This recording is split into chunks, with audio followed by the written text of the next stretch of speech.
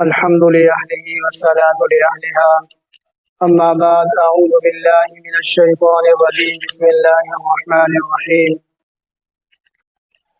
حميم والكتاب المبين إنا أنزلناه في ليلة مباركة أو كما قال الله تبارك وتعالى في الكلام المجيد والفرقان الحميد وقال النبي صلى الله عليه وسلم إن الله ينزل ليلة النصف من شعبان إلى السماء الدنيا فيغفر لأكثر من عدد شعر غنم كلب أو كما قال عليه الصلاة والسلام صدق الله المولانا العظيم وصدق رسوله النبي الكريم ونحن على ذلك لمن الشاهدين والشاكرين فالحمد لله رب العالمين اللهم صل على محمد وآله وعترته بعدد كل معلوم لك۔ میرے عزیز دوستوں بزرگوں، یہ اللہ تبارک و تعالیٰ کی بڑی مہربانی ہے کہ ہم شعبان المعظم کے مہینے میں داخل ہو چکے ہیں۔ شعبان المعظم کا مہینہ رمضان المبارک کے مہینے سے متصل ہونے کی وجہ سے بہت محترم مہینہ ہے۔ صحابہ کرام رضوان اللہ علیہم اجمعین تو رمضان المبارک کی تیاری رجب سے ہی کیا کرتے تھے اور اللہ سے دعا فرمایا کرتے تھے اللہم بارک لنا فی رجب و شعبان وبلغنا فی رمضان۔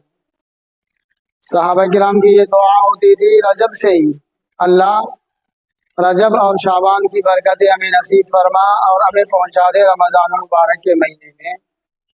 تو ہم کتنے خوش نصیب ہیں، رجب کا مہینہ بھی الحمدللہ ہم گزار کے آئے، اب شعبان المعظم کے مہینے میں ہے۔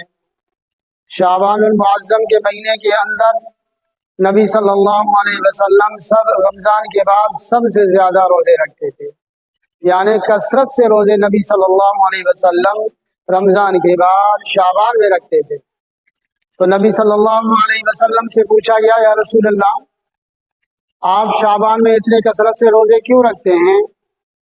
تو اللہ کے نبی صلی اللہ علیہ وسلم نے جواب میں فرمایا شعبان کے اندر لوگوں کے اعمال پیش ہوتے ہیں اللہ کے ہاں، تو میری خواہش ہے کہ جب میرے اعمال پیش ہوں تو میں روزے سے ہوں، اس لیے نبی صلی اللہ علیہ وسلم کثرت سے شعبان کے مہینے کے اندر روزے رکھتے تھے۔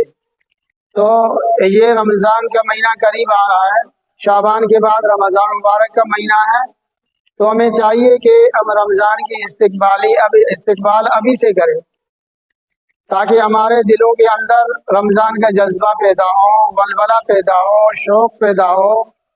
ہم رمضان کی برکتوں کا تذکرہ شعبان میں کریں، ہم رمضان مبارک کے رحمتوں کا تذکرہ شعبان میں کریں، ہم اللہ تبارک و تعالیٰ کی مہربانیاں جو رمضان میں ہیں ان کا تذکرہ شعبان میں کریں، اپنے بچوں کو بتائیں، بچوں کے سامنے رمضان کا تذکرہ کریں تاکہ رمضان آنے سے پہلے ہمارے دلوں میں جذبہ ہو روزے رکھنے کا، ہمارے بچوں کے اندر جوش پیدا ہو جائے رمضان کے روزے رکھنے کا، رمضان کے مہینے کے ادب کا۔ تو اللہ کے نبی صلی اللہ علیہ وسلم نے فرمایا ان اللہ ينزل لیلۃ النصف من شعبان الى السماء الدنیا، اللہ تبارک و تعالی